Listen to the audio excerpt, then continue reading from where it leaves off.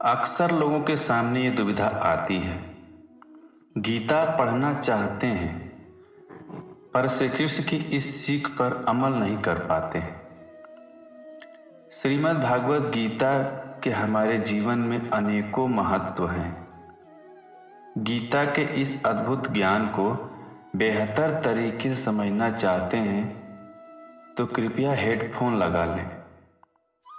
तो चलिए दोस्तों, श्रीमद् भागवत गीता के पहले अध्याय को शुरू करते हैं। जीवन को किस तरीके से जिया जाए, कठिन परिस्थितियों से बाहर कैसे निकला जाए, कठिन समय में अपने मन को शांत और स्थिर कैसे रखा जाए, जीवन में अंततः क्या जरूरी है। श्रीमद् भागवत गीता में ये भी पता चलता है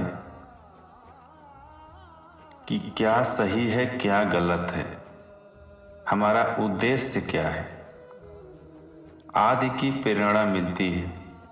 भागवत गीता में ऐसी बहुत सी बातें हैं जो मनुष्य को जीवन की कई कठिनाइयों को आसान बनाती है। साथ ही हर अध्याय के नियमित पाठ का अपना अपना लाभ महत्व है। भगवान शिव ने देवी पार्वती को गीता के पहले अध्याय के पाठ का जो महत्व बताया है वही यहाँ आपके लिए प्रस्तुत है। एक बार माता पार्वती जी ने भगवान शिव से पूछा कि हे महादेव, किस ज्ञान के बल पर संसार के सब लोग आपको शिव कहकर पूजते हैं। तो मृगछाला ओढ़े और अपने सभी अंगों में शमशान की विभूति लगाए, गले में सर्प और नरमुंडों की माला पहने हुए हो, इसमें तो कोई पवित्र नहीं है, फिर आप किस ज्ञान से पवित्र माने जाते हो। तब महादेव ने उत्तर दिया, हे प्रिय सुनो, मैं गीता ज्ञान को अपने हृदय में धारण करने से पवित्र माना जाता हूं। इस ज्ञान ने मुझे बाहर के कर्म नहीं व्यापते। तब पार्वती जी ने कहा, हे भगवान, जिस गीता ज्ञान की आप ऐसी स्तुति करते हो उसके श्रवण करने से कोई कृतार्थ भी हुआ है। महादेव ने उत्तर देते हुए कहा, इस ज्ञान को सुनकर बहुत से जीव कृतार्थ हुए हैं और आगे भी होंगे। दोस्तों, आज की इस वीडियो में आप सभी को हम विस्तार से जानकारी देंगे, तो इस वीडियो में ध्यान से सुनिए। श्रीमद् भागवत गीता के सबसे पहले दो शब्द धर्म क्षेत्रे कुरुक्षेत्रे। इस जगत में हम जीवन जीते हैं, यह एक युद्ध क्षेत्र है और जीवन हमारा कुरुक्षेत्र है और धर्म क्षेत्र भी। यह हमारी कर्म भूमि है जहां हम अपने कर्तव्यों का निर्वाह करते हैं। अर्जुन, जो कि गीता की शुरुआत में अपने जीवन के सबसे महत्वपूर्ण युद्ध को लड़ने जा रहे थे, किंतु वह अत्यधिक हताश, निराश, भ्रम, मोह में थे। हम भी अपने जीवन में इसी तरह से हताशा और निराशा का सामना करते हैं। तो इन परिस्थितियों में भगवान श्री कृष्ण जी समाधान देते हैं। हृदय की क्षुद्र दुर्बलता, सारे भ्रमों को पीछे छोड़ सब कुछ भूल कर खड़े हो जाओ मेरे साथ। हे अर्जुन, दो विकल्प थे तुम्हारे पास, मुझे चुनो या मेरी चतुरंगड़ी सेना को। अदम्य साहस का जब तुमने परिचय दिया था, छोड़कर संसार की चकाचौंध को तुमने सिर्फ मुझे चुना था। तो यहाँ श्री कृष्ण जी अर्जुन को केवल शाब्दिक ज्ञान ही नहीं अपितु प्रायोगिक ज्ञान भी प्रदान करते हैं, जिससे उसे विजय श्री प्राप्त होती है।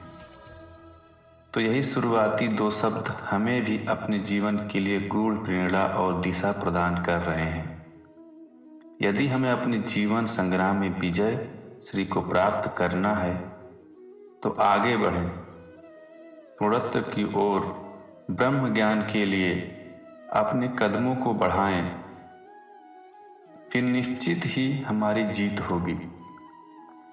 गीता में श्री कृष्ण कहते हैं, सफलता और असफलता की आसक्ति को त्याग कर संपूर्ण भाव से संभाव होकर अपने कर्म को करो। यही समता की भावना योग कहलाती है। अगर हम ये सोचते रहें कि कहीं हम नाकामयाब हो गए तो जीवन में कुछ भी नया करने का साहस भी नहीं करेंगे, जो विकास के सारे मार्ग बंद कर देगा। भगवद गीता एक ऐसा सरल सुलभ ग्रंथ है जिसे भगवान कृष्ण अर्जुन को युद्ध के समय उपदेश के रूप में सुनाया था,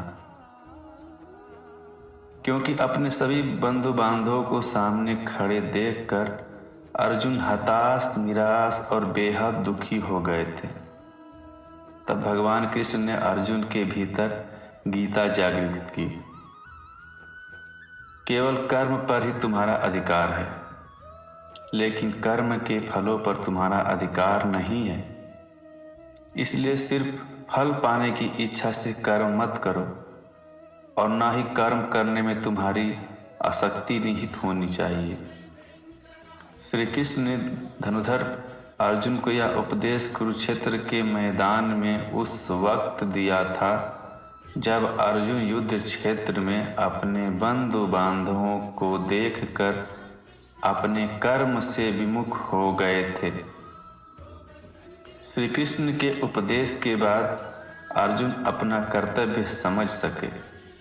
इसके पश्चात उन्होंने युद्ध प्रारंभ किया, जिसमें सत्य व कर्म की विजय हुई।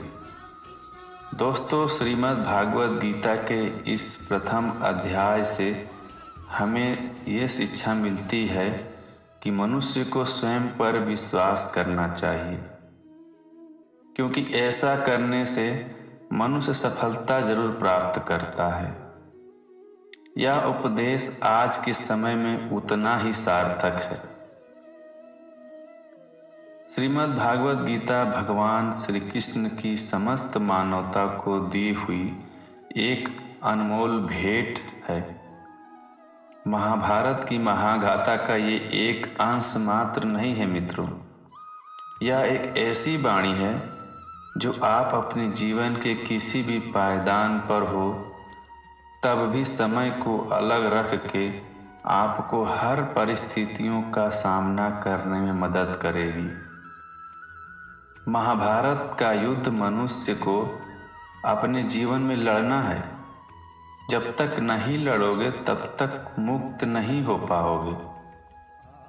हम महाभारत को एक कहानी समझ बैठ जाते हैं, जबकि यह युद्ध हम सबको करना है। सबको उस मोह को खत्म करना है। इसलिए तो गीता हम सबको मिली है, वरना अर्जुन तक ही रह जाती।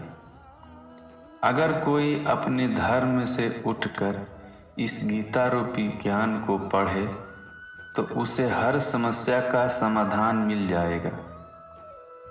इस ग्रंथ में हिंदू धर्म के लोगों के लिए भगवान का सबसे बड़ा कोई उपकार नहीं हो सकता। भगवान ने हर समस्या से निजात पाने के लिए एक किताब दी है। गीता एक ऐसा ग्रंथ है जिससे आप अपने हर क्षेत्र में ज्ञान की वृद्धि कर सकते हैं। गीता का एकमात्र सार अगर आप जानना चाहते हैं दोस्तों, तो समझ लीजिए कि भगवान सब कुछ है। आप तो मात्र मिट्टी का शरीर हो। आत्मा अमर है, शरीर नाशवंत। जो हो रहा है वो आप नहीं कर रहे हो, भगवान की अनुमति है। कर्म और आत्मा ही भगवद गीता का सार है। धन्यवाद मित्रों, मिलते हैं अगले वीडियो में गीता एक नए अनमोल उपदेश के साथ। अपना ख्याल रखिएगा। अगर इस वीडियो से आपको कुछ ज्ञान मिला हो तो वीडियो को लाइक और चैनल को सब्सक्राइब जरूर करिएगा। जय श्री कृष्णा।